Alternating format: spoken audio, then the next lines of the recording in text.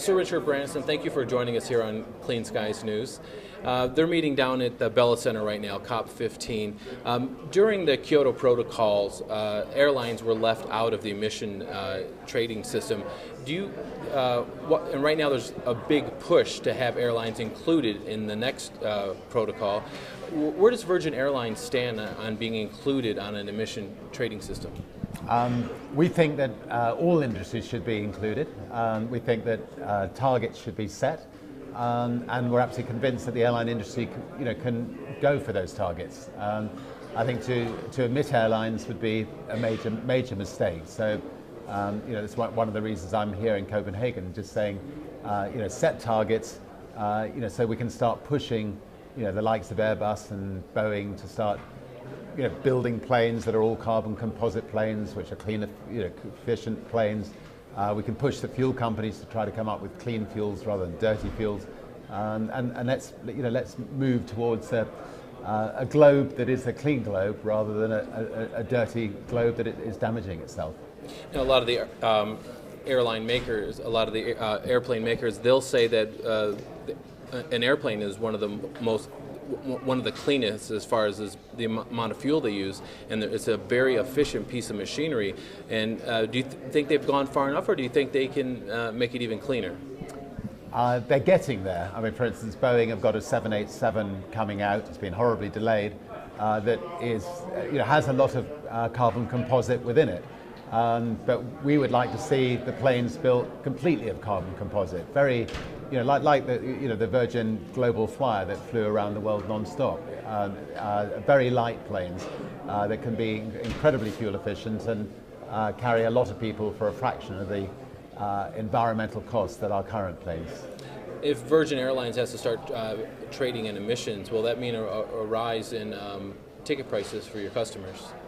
I don't think so, because the profits that we make from Virgin Airlines, we plough into clean fuels. We've developed some clean fuels, isobutanol, an algae-based fuel, which we think we'll be able to use for our planes in the future. And therefore, if anything, I think we should be able to get benefit from targets being set rather than the reverse. Are you looking at ways to cut carbon, let's say, from your ground crew?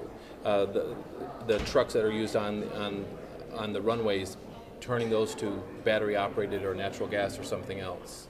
We're looking at every single way to reduce carbon. I mean, including urging the aircraft manufacturers to put battery operated systems into the planes, so that when the planes land, instead of using a lot of fuel to get to and from the end of the runway to the hangars, but they can just use batteries to get to and from the end of the hangars. There are plenty of ways in which the airline industry can improve itself. You're a businessman. What will this mean to business leaders? We've heard, at least in the U.S. From Wall Street, we need some sort of regulation. We need something put in now, and then industry will follow.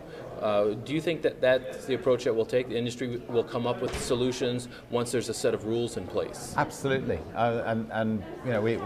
We want government to make a decision. We want this, an announcement to be made this week, clear-cut rules which we all have to abide by, and then we can get on and work within that. We've set up something called the Carbon War Room. The Carbon War Room is a centre to try to help all industry, not just the airline industry, get their carbon emissions down, but to try to get their carbon emissions down so it doesn't cost them a lot of money. So we're looking at the shipping industry, we're looking at offices, we're looking at the IT industry, we're looking at the airline industry, and so on, and then trying to give good advice as to how they can get carbon emissions down without a tremendous cost to their industry. And you've also donated a lot of money to the Prince's Trust to help stop deforestation. How important do you think people that don't live around the rainforest understand how important the rainforest are to our ecosystem? I think that people who live around the rainforest, a lot of them don't realize it, particularly the cattle farmers that can make quite good money by cutting the rainforest down, and therefore therefore I think we need to, Copenhagen needs to come up with a fund to encourage the rainforests to be saved, because the rainforests are the heart of the world, the engine of the world. Now, you're an entrepreneur. Have you looked into Virgin coming up with some sort of low CO2 emitting fuel? Maybe not for your airlines, but maybe also for your the trains that don't run on electricity. Or do all your trains run on electricity? Yeah, I mean, our electrical trains are very efficient in that every time the driver puts his foot on the brake, it recharges the train, so it actually saves about 33% electricity. So regenerating brakes. Very much like what the Prius does. Exactly. Okay. But as far as developing clean fuels are concerned, we have two fuels that we developed. One is something called isobutanol, which is a sugar-based fuel, which is very clean, and the other one is an algae-based fuel. And those are the fuels we hope not just to be powering our planes in the future, but to be powering cars as well.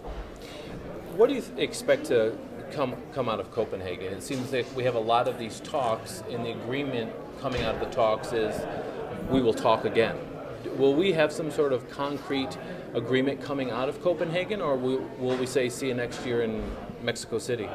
I really don't know, but you would have thought that with the sense of urgency that is going on in the world, that governments would be able to make a decision and come out with a comprehensive statement this Friday, which will mean that the airline industry, the shipping industry, the IT industries, the retail industry, etc., can just get on and get on with the job and deliver.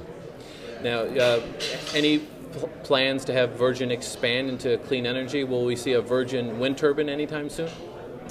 We've expanded into clean energy in a big way because all the profits we make from our airline industries, we invest in clean energy companies. So we've got the most solar efficient company. We've got windmills. We've got fuels. We've got a whole series of investments in clean energy.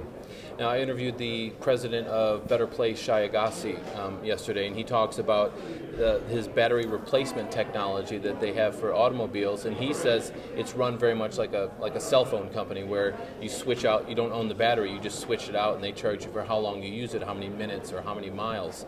And when I thought cell phone industry, and I knew we were coming to this, could we see Virgin batteries going into some of these car replacement?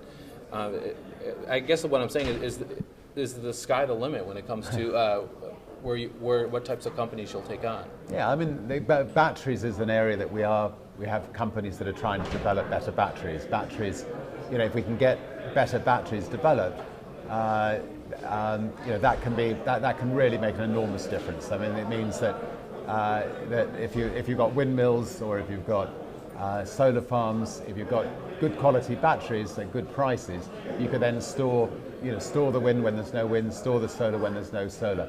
And what Shai is doing with his cars is absolutely fantastic. And I think mayors and governments throughout the world should be supporting what he's trying to do. Okay, thank you for joining us on Clean Skies News. Thank you. Thanks a lot.